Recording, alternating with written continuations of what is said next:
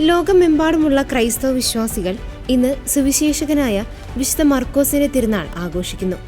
യേശുവിന്റെ ജീവിതത്തെ ചരിത്രപരമായ കാലഘടനയോടെ ലോകത്തിന് പരിചയപ്പെടുത്തിയ വിശുദ്ധന്റെ സ്മരണ പുതുക്കുന്ന ഈ വേളയിൽ സെർബിയയുടെ തലസ്ഥാനമായ ബെൽഗ്രഡിലെ സെന്റ് മാർക്സ് ചർച്ച് അതിന്റെ ചരിത്രപരമായ ഗാംഭീര്യം കൊണ്ട് വീണ്ടും ശ്രദ്ധേയമാകുന്നു.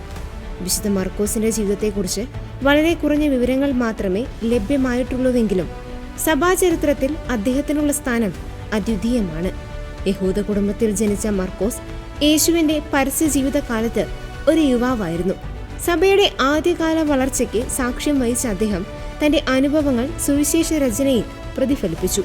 തന്റെ ബന്ധുവായ ബർണബാസിനും പൗലോസ് അപ്പോസ്തലന്റെയും ഒപ്പം ആദ്യകാല പ്രേക്ഷിത യാത്രകളിൽ അദ്ദേഹം പങ്കുചേർന്നു.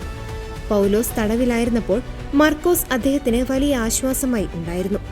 വിശുദ്ധ പത്രോസിന്റെ വലങ്കയും ശിഷ്യനും തർജ്ജമക്കാരനുമായിരുന്നു മർക്കോസ്. പത്രോസിന്റെ നിർദ്ദേശപ്രകാരമാണ് അദ്ദേഹം റോമിൽ വെച്ച് AD 65-നും 70-നും ഇടയിൽ സുവിശേഷം രചിച്ചത്. 4 സുവിശേഷങ്ങളിൽ വെച്ച് ഏറ്റവും ചെറുതും ചരിത്രപരമായ രീതിയിൽ ക്രോഡീകരിച്ചതുമാണ് ഇത്. ഈജിപ്തിലെ അലക്സാണ്ട്രിയയിലെ മെത്രാനായിരിക്കെ അദ്ദേഹം രക്തസാക്ഷിയായി മരിച്ചു. അദ്ദേഹത്തിന്റെ തിരുശേഷിപ്പുകൾ പിന്നീട് വെന്നീസിലേക്ക് മാറ്റപ്പെട്ടിട്ടുണ്ട്. ബെൽഗ്രഡിലെ താഷ് മൈതാൻ പാർക്കിന് നടുവിൽ ബൈസന്റൈൻ സെർബിയൻ വാസ്തുവിദ്യയുടെ വിസ്മയമായി നിലകൊള്ളുകയാണ് ഈ ദേവാലയം. 1835-ൽ നിർമ്മിച്ച പഴയ തടിപ്പള്ളി 1941-ലെ ജർമ്മൻ ബോംബാക്രമണത്തിൽ തകർന്നിരുന്നു. തുടർന്ന് 1931 മുതൽ 1940 വരെയുള്ള കാലയളവിലാണ് ഇന്നത്തെ ഭീമാകാരമായ പള്ളി നിർമ്മിക്കപ്പെട്ടത്. കെസോവോയിലെ പ്രശസ്തമായ ഗ്രാക്കാനിക്ക മൊണാസ്ട്രിയുടെ മാതൃകയിലാണ് ഇത് രൂപകൽപ്പന ചെയ്തിരിക്കുന്നത്. സെർബിയൻ രാജവംശത്തിന്റെ ഒരു ചരിത്ര സ്മാരകം കൂടിയാണിത്. 1903-ൽ കൊല്ലപ്പെട്ട അലക്സാണ്ടർ ഒബ്രോനോവിച്ച് രാജാവിന്റെയും ഡ്രാക്ക രാജ്ഞിയുടെയും ഭൗതികാവശിഷ്ടങ്ങൾ ഇവിടെയുള്ള രഹസ്യ അറയിൽ സൂക്ഷിച്ചിരിക്കുന്നു. 14-ാം നൂറ്റാണ്ടിലെ ചക്രവർത്തി സ്റ്റെഫാൻ ദുഷാന്റെ കല്ലറയും ഈ പള്ളിയുടെ തെക്കേ ചുവരിലുണ്ട്.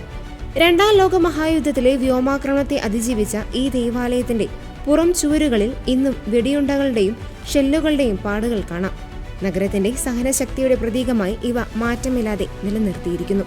പള്ളിക്കുള്ളിലെ കമാനങ്ങളുടെയും താഴികക്കുടത്തിന്റെയും പ്രത്യേക രൂപകൽപ്പന കാരണം ഗായക സംഘങ്ങൾ പാടുമ്പോൾ ഒരു പ്രത്യേക പ്രഭാവലയം രൂപപ്പെടുന്നു. ഇത് പള്ളിക്കുള്ളിൽ അവിശ്വസനീയമായ ഒരു ദിവ്യാനുഭവം സൃഷ്ടിക്കുന്നു. സാധാരണ ഓർത്തഡോക്സ് പള്ളികളിൽ നിന്ന് വ്യത്യസ്തമായി ഇവിടുത്തെ ചിത്രങ്ങളിൽ കടും നീല, പർപ്പിൾ, കടും സ്വർണം എന്നിവയാണ് ഉപയോഗിച്ചിരിക്കുന്നത്.